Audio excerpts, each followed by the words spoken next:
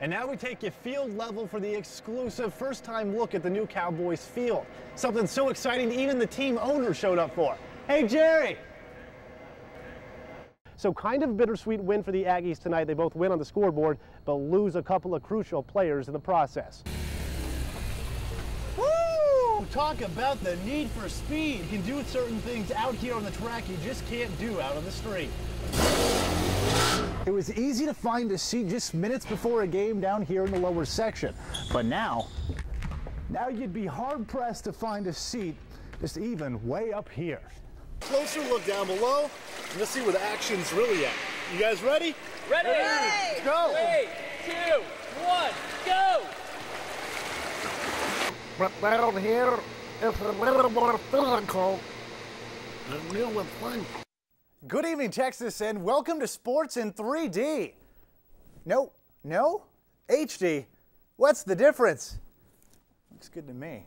Well, on to the NFL draft. It's officially over. 1, 2, 3, best! To be the best, it helps if you can learn from the best. He's one that you want to emulate, and you want your kids to emulate. It's just like having an NFL coach on hand. You don't have to worry about nothing. He knows what he's talking about.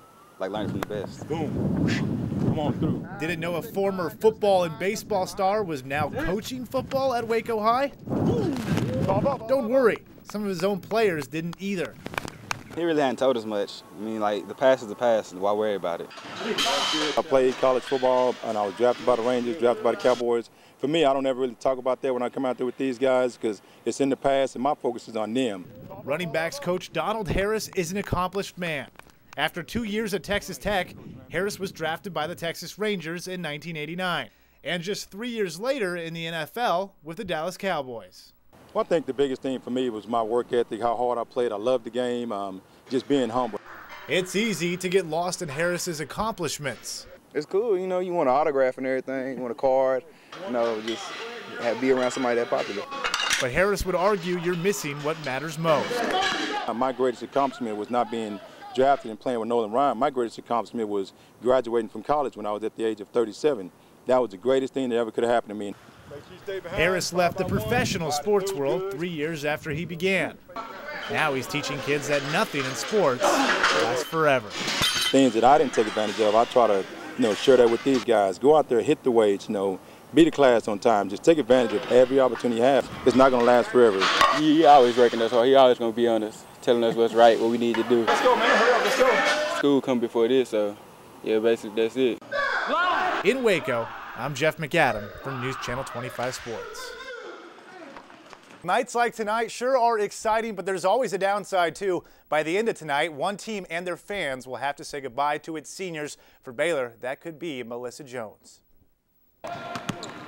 It seemed like just yesterday I was going through my first workout with the team and wanting to cry and go home. And now being a senior and just knowing that any game could be our last is just is crazy to fathom. It's been a great 4 years.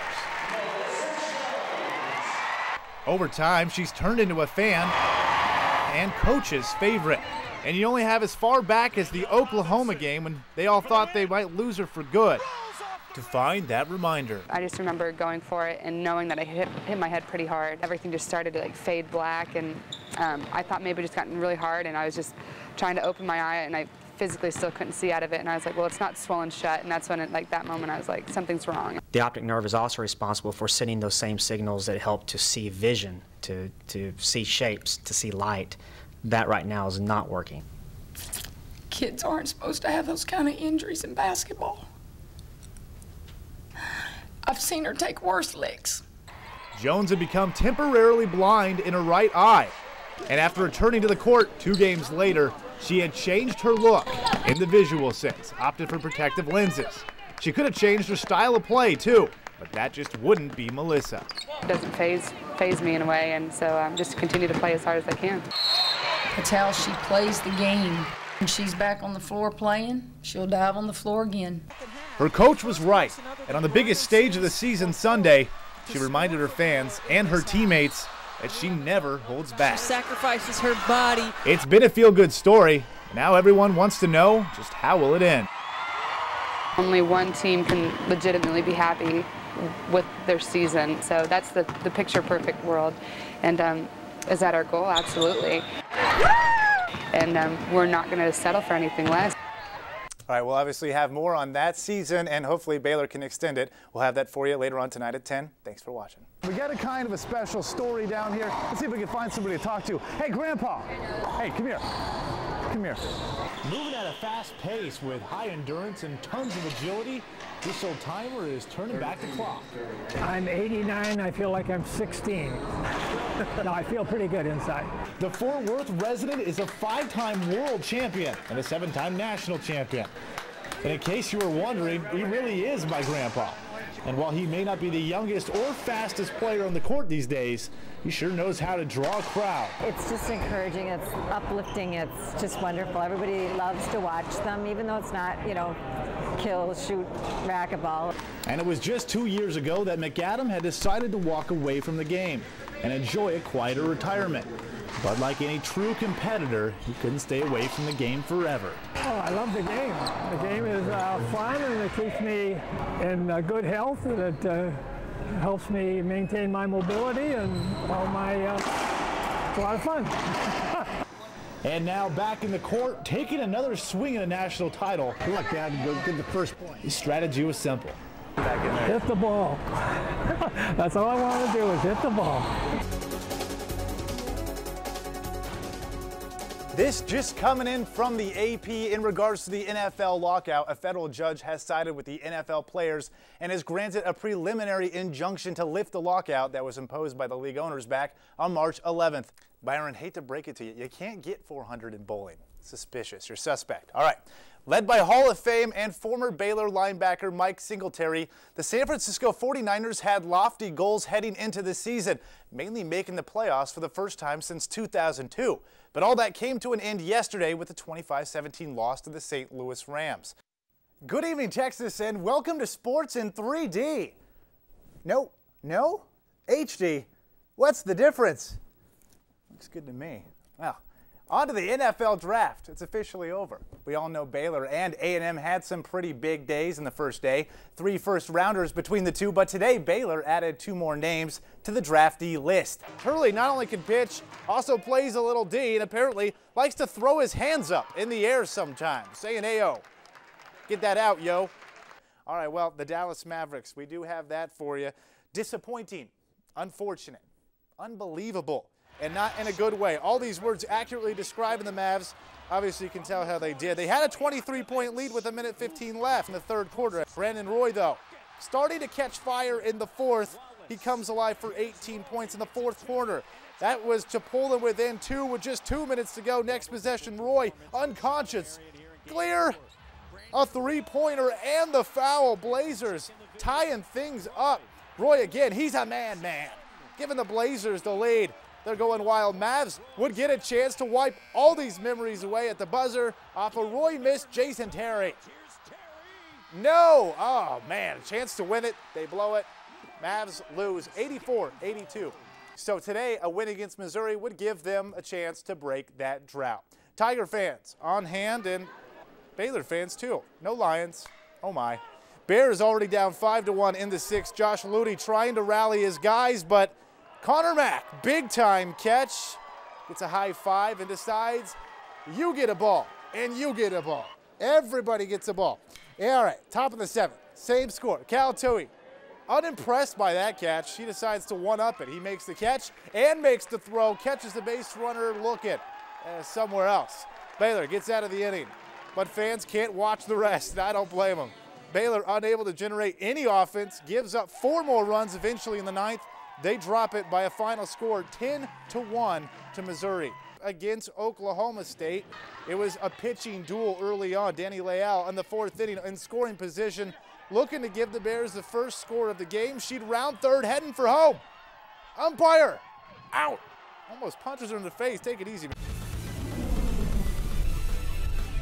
All right, thanks for staying up with us on the wrap-up. And now, Jemai, we have the pleasure about talking about one of the most confusing playoff districts around. Later on in the third quarter, Moody still trying to make something happen, anything. Justin McNeely takes off with a keeper and just a nasty hit. A local Central Texas native making history in the big leagues today. And better yet, it's for a local team. Good evening, Texas. Welcome to sports. I'm Jeff McAdam. Texas Ranger reliever Arthur Rhodes. He's a local guy. Born here in Waco, he attended high school just down the street at La Vega. Don't remember that? Well, probably for good reason. That was 25 years ago, but he's still pitching in the big leagues today, and at age 41, he had the chance to make Rangers history against the Royals. Rangers up 8-4 in the ninth, and they're watching their lead slip away with Michael Aviles at the plate. That's a 3-run blast. It cuts the lead to 8-7. This one far from over. Now the tying run comes to the plate. Arthur Rhodes, the local guy that we've been talking about, he comes to the mound to shut things down. He does so, and in so doing becomes the oldest Ranger to ever record a save. Gets the final out. Rangers take the win, 8-7. Danny Leal in the ninth inning, a chance to drive home the winning run. Jordan Veneta comes through there, and at the home plate, check out the umpire. Tuck and roll. Gotta love it. I am not feeling good. Hey, Jeff, come on in, take over for me, please. Dude, you don't look well. Get out of here. Get out. I'll take over. Yeah, speaking of not feeling well, the basketball players inside the Baylor locker room, they've gone mad in this month of March, and they got the symptoms to prove it. Like the flu. It's not fun. It's a rage, I guess. You know, you get the shaking, you get nervous, you get the jitters. It starts at the toes and goes to the hair. It makes you go crazy. It makes you look like the Mad Hatter from Alice in Wonderland. March Madness, it's so contagious, it's even got team doctors looking for it in the most obscure places. Sometimes we find it in the bottle and we really have to get rid of that March Madness. Oscar Griffin, he got it in his water bottle. Oscar Griffin, there he is. Camera on him. And no one's immune to the madness, not even play-by-play announcers. Into the paint, Epe Jones up and in with the jump shot. You got to be careful that the madness doesn't overtake you. You got to make sure you don't say Lace Darius Carter, and you got to make sure you don't say Epe Jones. You got to keep the names right. But is there a cure? For the answer to that question, we are now joined by the team doctor for both the New Orleans Saints and the Hornets, Doc Misty Surrey. Doc, can you tell us, is there a cure for this disease? Frankly, Jeff, the situation is not good. Despite all the advances in modern medicine, there is no cure. That's not what I want to hear, Doc. It's bad. Guys, Georgetown Lawson made me mad! Jeff, isn't that your sports director? Right you are, Doc, and how embarrassing. Texas A&M is the 2011 champion. Just a couple of weeks ago, you would have been hard-pressed to find anyone who believed this would be the outcome. The Aggies. The police escorts that we had were it's just something for movie stars. You just feel great about who you are. You're living in fantasy land. Even with the final minute fast approaching, fans watching here at Reed Arena knew a national championship at this point was anything but a given. Definitely really nervous. Everybody knows the Aggies have a reputation to disappoint sometimes. Tower wide. And Aggie fans need not worry. With just over a minute to go and the game on the line, Tyler White stepped up and made the biggest basket in A&M basketball program history. Oh, that was unbelievable. Yes, a three-pointer. She makes that, and the crowd at Reed here goes wild. And just seeing her nail that, and like the Reed Arena just went crazy, and we just all got up and just were cheering. It just kept floating in with prayer and a lot of hope it went in. For it to just go down to history in A&M is just real special for me. I mean, that was a huge three. I'm gonna call her clutch now. I mean, her three sealed the deal, and that's when we started celebrating, knowing that we were going to be national champions. Wednesday afternoon in front of thousands at Reed Arena, Aggie Nation got a chance to share in the celebration. It was a really cool experience. I got to take tons of pictures, enjoy the championship trophy. The videos were amazing and hilarious too, and it was just cool to be a part of the championship. It feels like I won the championship too. So the Aggies won the big dance. Speaking of dancing. Needs a little bit of work, but that's what practice is supposed to be about. So I'll be ready when my call up for Dancing with Stars happens. But it's fun, hey. I love the moment. I love the moment for the kids, but also love the moment for our fans.